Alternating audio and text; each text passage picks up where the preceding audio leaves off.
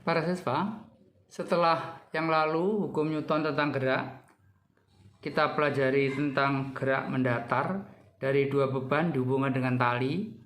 Sekarang dua beban dihubungkan dengan katrol dan tali. Ya, contoh soal 101. Hukum Newton tentang gerak katrol ya. Dua beban massa M1 30 kg, M2 20 kg dihubungkan dengan katrol licin tanpa gesekan.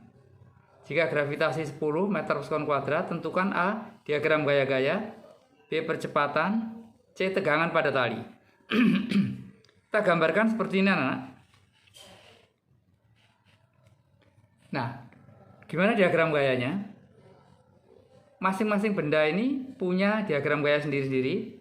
Benda M1 ini karena dia lebih berat, massanya lebih besar, maka dia bergerak turun. Sebaliknya M2 ke atas, sebaliknya ya, begitu. Kenapa? Karena gaya berat M2 ini diteruskan oleh tali, sehingga tali ini ikut menarik M2 ke atas. Jadi sekali lagi, M1 bergerak ke bawah, M2 bergerak ke atas, dua-duanya bergerak jenis GLBB dipercepat karena ada gaya. Begitu ya. Pada benda M1 ada gaya berat ke bawah, yaitu V sama dengan M kali G. Jadi massa kali gravitasi. Benda M1. Tapi karena ini ada tali anak-anak, maka benda ini tidak bisa bebas leluasa untuk turun, tidak, karena ada yang menarik ke atas, yaitu tegangan tali yang dibebani oleh M2 ini. Karena itu disebut tegangan tali T.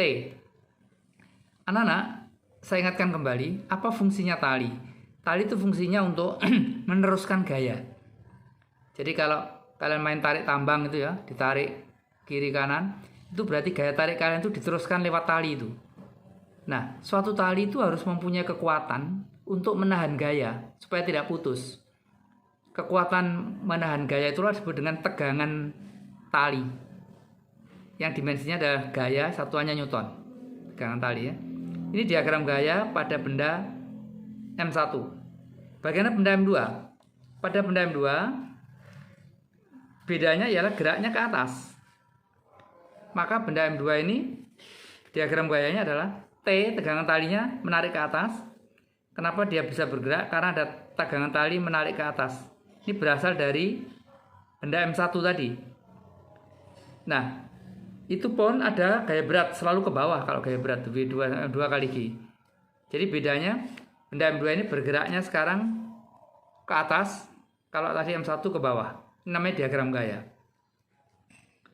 Nah, kemudian percepatan, B ditanya percepatan. Ini keterangannya ya. Pada beban M1 terdapat gaya V1 atau M1G arahnya ke bawah. Kalau tegangan talinya ke atas. Nah, karena M1 lebih besar dari M2, maka benda M1 bergerak ke bawah dan beban M2 bergerak ke atas. Gitu kan tadi ya. Terus pada keseimbangan gaya ini berlaku hukum Newton anak. Sigma F sama M1 kali A. Pada benda M1 ini ya. Sigma itu ada jumlah gaya. Jumlah gayanya ada dua, yaitu M1G ke bawah, searah gerak diberi tanda plus, berlawan arah gerak ya T diberi tanda min. Jadi M1G min T sama M1 kali A. Maka saya pisahkan T-nya. T-nya adalah M1G min M1A. Ini persamaan 1, biarkan. Kemudian kita hitung untuk benda yang kedua. Bergerak ke atas, berarti ke atas positif, ke bawah negatif ya. Beban M2, gayanya tadi, gaya beratnya ke bawah. Kemudian tegangan talinya ke atas. Nah, karena M2 bergerak ke atas, maka T2-nya lebih besar dari MG. Jadi sigma F-nya nanti M kali A-nya itu adalah T dikurangi M2G. Nah, begini.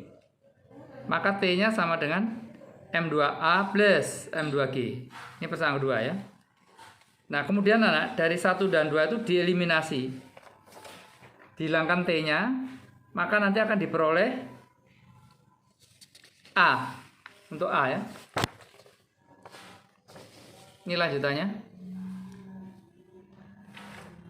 Jadi sekali lagi tadi dari T benda 1 sama T benda 2 disamakan. Kemudian A-nya dipindah kiri. Ini min M1A, min M2A. G-nya pindah kanan. M2G min M1G. Difaktorkan A-nya. Dikalikan min 1 ya, supaya tidak negatif, supaya semua positif. Maka hasilnya adalah A sama dengan M1 min M2 kali G dibagi M1 plus M2. Ini adalah rumus untuk menghitung percepatan A. Yaitu diisi angkanya berapa jadi? Percepatan bendanya adalah 30 dikurangi 20 ini ya. Dibagi 30 plus 20 kali 10 sama 2 meter per sekon kuadrat. Inilah percepatan baik benda 1, M1 maupun M2. Percepatannya sama. Nah, berikut tegangan tali. Tegangan tali T. Tegangan tali itu akan menghasilkan nilai yang sama meskipun dihitung dari benda M1 maupun benda M2. Apa benar? Coba kita lihat. Tadi dari diagram gaya benda M1 kan seperti ini. Rumusnya tadi sudah kita hitung. T-nya M1G min M1A. Ini kan? T-nya kan ini tadi. Ini T dari benda 1, ini T dari benda 2. Maka setelah dihitung T-nya ketemu M1 kali G. Jadi 30 kali 10 dikurangi M1 kali A. 30 kali 2.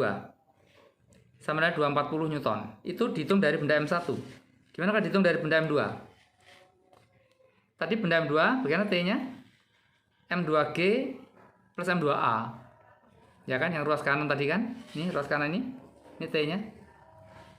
Maka hasilnya setelah dihitung berarti 20 kali 10 ditambah 20 kali 2 sama dengan 240. Ternyata bagaimana? Sama. Memang harus sama, kalau tidak sama salah. Anak-anak, sedikit catatan ini penting. Nanti di kelas 11 kalian mendapat soal yang sama seperti ini persis. Cuman bedanya katrolnya tidak licin. Katrolnya kasar sehingga ada gerak putar. Katrolnya ikut berputar.